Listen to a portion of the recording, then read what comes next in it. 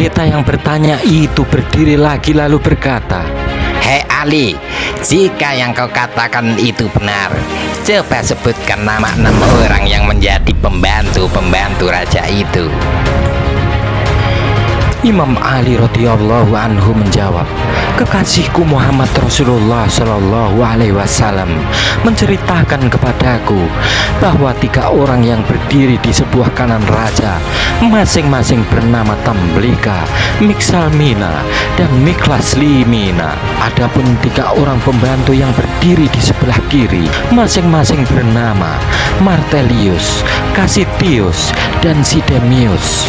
Raja selalu berunding dengan mereka mengenai segala urusan. Tiap hari setelah raja duduk dalam serambi istana, dikerumuni oleh semua hulu balang dan para punggawa, masuklah 3 orang pelayan menghadap raja. Seorang di antaranya membawa piala emas penuh berisi wewangian murni. Seorang lagi membawa piala perak penuh berisi air sari bunga, sedang yang seorang lagi membawa seekor burung. Orang yang membawa burung ini kemudian mengeluarkan suara isyarat. Lalu burung itu terbang di atas piala yang berisi air sari bunga. Burung itu berkecimpung di dalamnya, dan setelah itu ia mengibas-ngibaskan sayap serta bulunya sampai sari bunga itu habis dipercikkan ke semua tempat di sekitarnya. Pembawa burung itu memberi isyarat suara lagi. Burung itu lalu terbang dan hinggap di atas mahkota raja sambil membentangkan kedua sayap yang harum semerbak di atas kepala raja. Demikianlah raja itu berada di atas singgasana kekuasaan selama 30 tahun. Selama itu ia tidak pernah diserang penyakit apapun, tidak pernah merasa pusing kepala, sakit perut, demam, berliur, berludah ataupun beringus. Setelah sang raja merasa diri sedemikian kuat dan sehat, ia mulai bongkak, durhaka dan zalim. Ia mengaku dirinya sebagai Tuhan dan tidak mau lagi mengakui adanya Allah Subhanahu wa Ta'ala. Raja itu kemudian memanggil orang-orang terkemuka dari rakyatnya. Barang siapa yang taat dan patuh kepadanya diberi pakaian dan berbagai macam hadiah lainnya. Tetapi barang siapa yang tidak mau taat atau tidak bersedia mengikuti kemauannya, ia akan segera dibunuh. Oleh sebab itu, semua orang terpaksa mengiyakan kemauannya. Dalam masa yang cukup lama, semua orang patuh kepada raja itu sampai ia disembah dan dipuja. Mereka tidak lagi memuja dan menyembah Allah Subhanahu wa Ta'ala. Pada suatu hari, perayaan ulang tahun raja.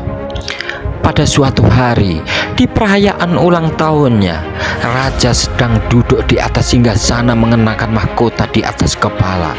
Tiba-tiba masuklah seorang hulu balang memberitahu bahwa ada bala tentara asing masuk menyerbu ke dalam wilayah kerajaannya dengan maksud hendak melancarkan peperangan terhadap raja. Demikian sedih dan bingungnya raja itu sampai tanpa disadari mahkota yang dipakainya jatuh dari kepala. Kemudian raja itu sendiri jatuh terpelanting dari atas singgasananya. Salah seorang pembantu yang berdiri di sebelah kanan, seorang cerdas yang bernama Tamblika, memperhatikan keadaan sang raja. Dengan penuh pikiran ia berpikir lalu berkata di dalam hati, kalau Dictianius itu benar-benar Tuhan sebagaimana menurut pengakuannya, tentu ia tidak sedih, tidak tidur, tidak buang air kecil ataupun air besar. Itu semua bukanlah sifat-sifat Tuhan. 6 orang pembantu raja itu tiap hari selalu mengadakan pertemuan di tempat salah seorang dari mereka secara bergiliran. Pada suatu hari, tibalah giliran Tamblika menerima kunjungan 5 orang temannya itu.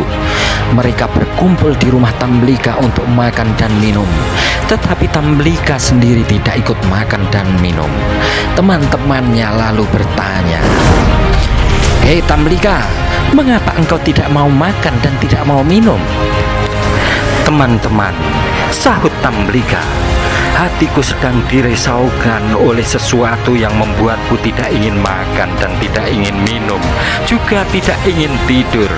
Teman-temannya bertanya, Apakah yang merisaukan hatimu, hai Tamlika? sudah lama aku memikirkan soal langit, ujar Tamlika menjelaskan. Siapakah yang mengangkatnya ke atas sebagai atap yang senantiasa aman terpelihara, tanpa gantungan dari atas, tanpa tiang yang menyangganya dari bawah?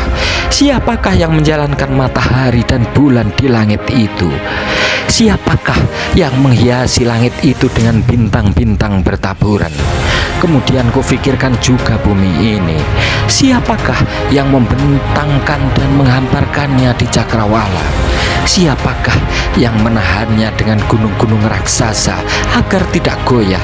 Aku juga lama sekali memikirkan diriku sendiri. Siapakah yang mengeluarkan aku sebagai bayi dari perut ibuku?